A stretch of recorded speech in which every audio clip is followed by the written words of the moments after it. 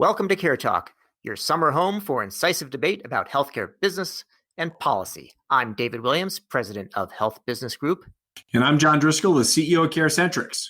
Hey, John, we love talking about COVID and we love talking about drug prices. So we have the perfect opportunity today to talk about remdesivir. What do you think of that? Perhaps we should talk about how expensive it is, David. Well, John, let's talk about how cheap it is. You know, they're offering it for $3,000 for a course of treatment.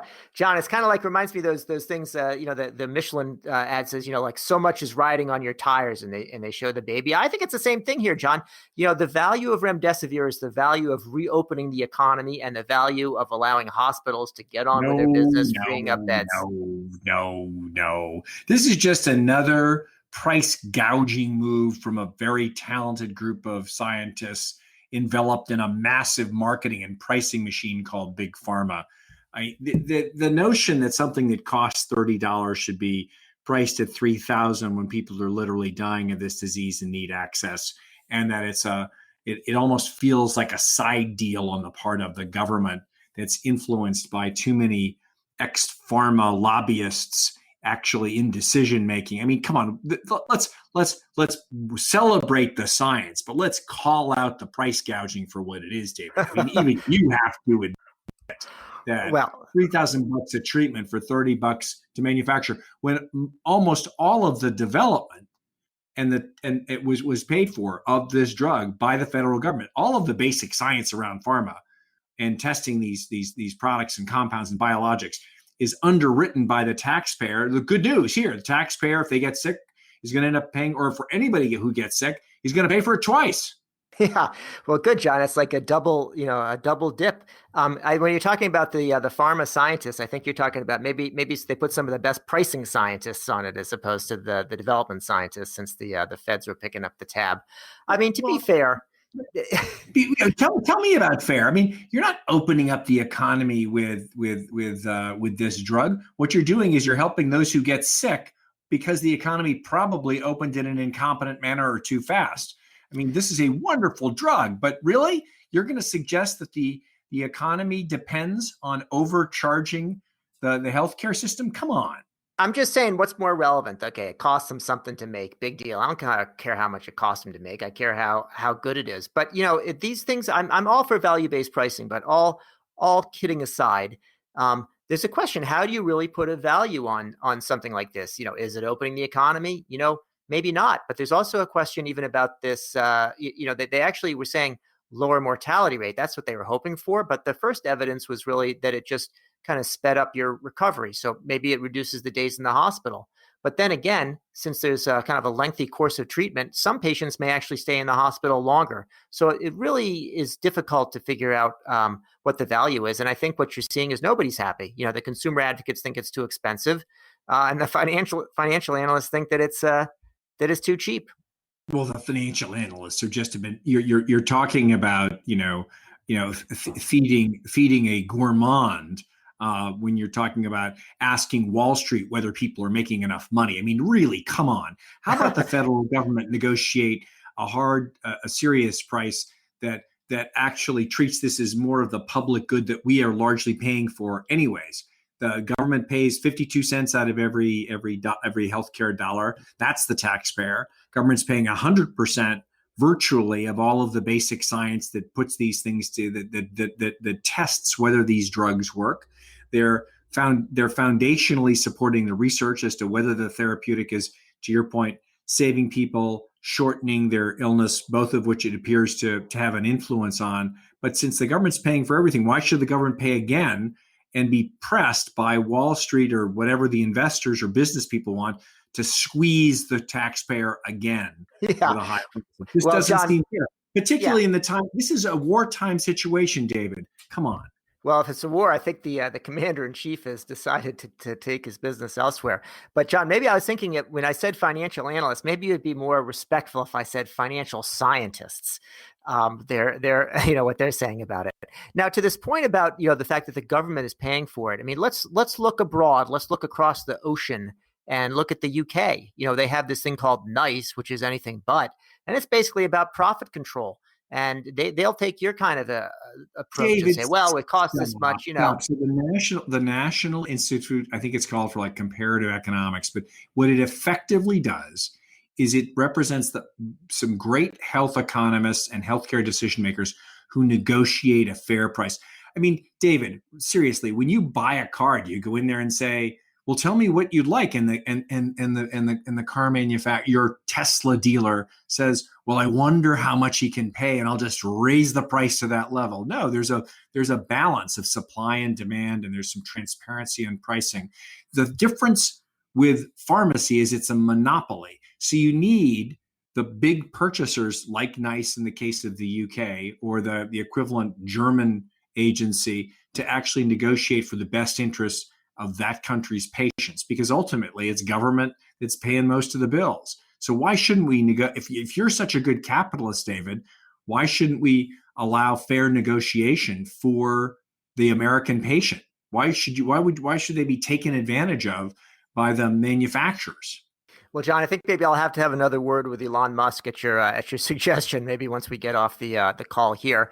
I mean, if you look at the price negotiation, it's not really fair to have the kind of the government negotiating with a manufacturer. That's what happens actually in Germany, where they've got one negotiator, and they negotiate with the drug company.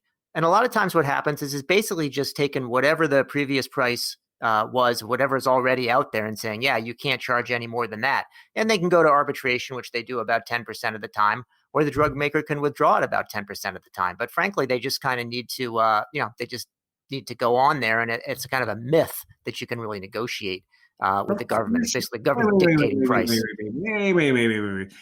David, the U.S. taxpayer, the U.S. health plan pays 3 to 4 times the cost of the average drug.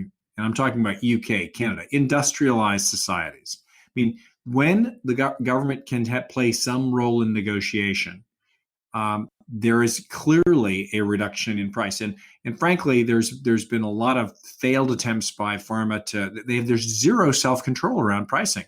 The Hep C drugs are a great example. But in the middle of a global pandemic, where the government's on both sides of the transaction, to have these middlemen squeezing the taxpayer just seems a little unfair. Yeah, well, life isn't fair, John. I guess you haven't figured that out yet. So, all right, so we can agree to disagree on that, or I can agree that maybe you'll change your mind eventually. So, what's going to happen longer term? I mean, we're talking about remdesivir. The pandemic is either raging full speed or is behind us, depending on who you ask. What's going to happen when this vaccine comes along, or a cure? Is this just all going to be water under the bridge and we're right back to where we were, or is it going to be a new day? Are we pressing the reset button now? Well, I think that we're living in a new normal, which we're trying to figure out. Unlike you, I don't have a crystal ball that's reliable, but I will say that the notion of a dangerous coronavirus is sort of scary, in the sense that the coronavirus is a type of virus like the conventional flu virus. As a delivery vehicle for dangerous new germs, it's highly effective. And most coronaviruses do mutate. The flu vaccine mutates every year, which is why your flu immunization is only only offers partial protection. We also have, with COVID 19, a mutating virus where the burden of illness is much worse in the Italian strain, which is the one that's predominantly in the U.S., versus the Wuhan or China strain. And so the virus is mutating. I think our first line of defense has to be mass access to low-cost tests, so that we can isolate and heal the people who are sick or could be shedding virus. The second level is if we could find a series of therapeutics and get a fair price, so that if you do get sick, we can get you back healthy, and that we learn enough about the virus.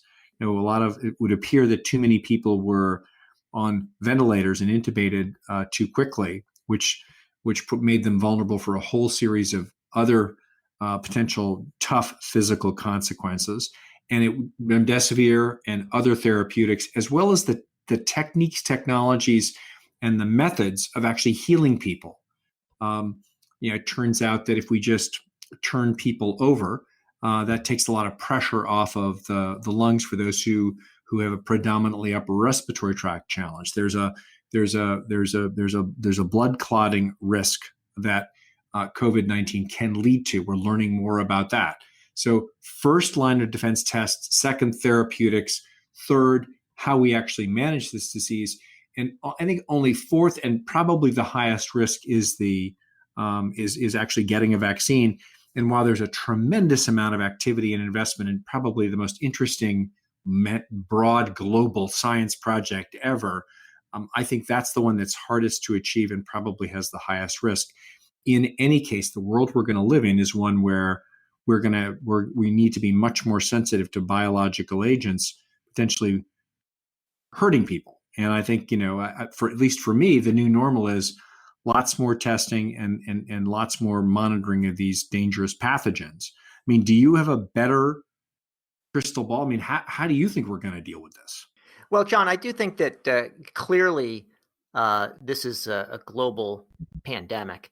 And remdesivir, whatever we may agree to disagree about the price in the U.S., one thing that is good and that I think follows what we saw in the HIV situation is that low-cost generics will be made available right away to poorer countries.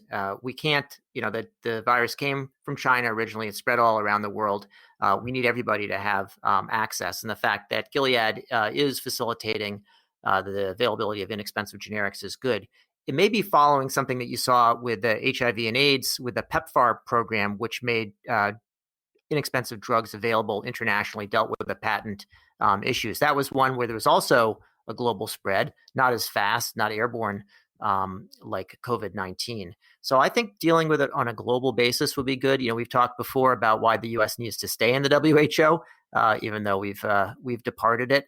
And I think that having a lot of different treatments will be good, and like to see ones that are quite a lot better than remdesivir. That in and of itself, in a well-functioning market, should drive the price down. And I definitely would like to see better treatments and cheaper treatments. But I do think, though, that's interesting, the integration of health and the economy. What do you think the consequences of that are going to be? And does that help or hurt the U.S.? I think what we've seen is that, there's this idea about kind of a V-shaped recovery, and we talked about, reopening and so on. It's unclear to me whether we're actually getting a reopening, or this is just go to the calm before the storm, and things will go, even further south from here.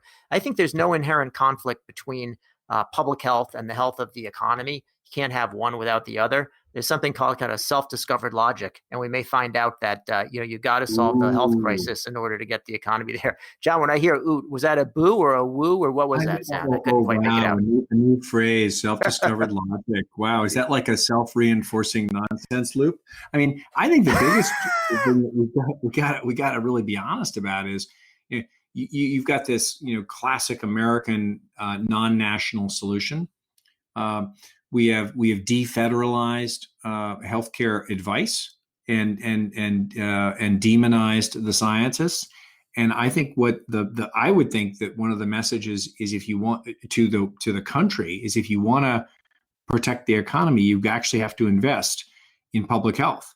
Without that infrastructure, I mean, you can't track and trace, but I'll give you a great example. The mayor of Phoenix last week was talking about how she was celebrating the fact that the Department of Public Works and libraries had really stepped up to do molecular diagnostic testing in the city of Phoenix. I mean, at the point at which we've got librarians stepping forward to do molecular diagnostic testing, I think we've missed a few beats. And I would hope that one of the lessons of COVID is that we have to invest substantially in local and national public health, and that science matters. I'd like to hear you take the other side of that. Well, John, I'm going to take the easy way out and say that we're just about out of time here for this week's Care Talk, and we're going to take that up among other topics next week. So for now, this is David Williams, president of Health Business Group. And I'm John Driscoll, the CEO of CareCentrix. Thanks for listening. Hey there, listeners. Want more Care Talk? There's more to be had in our other episodes, so be sure to look for those and subscribe to Care Talk on your favorite service.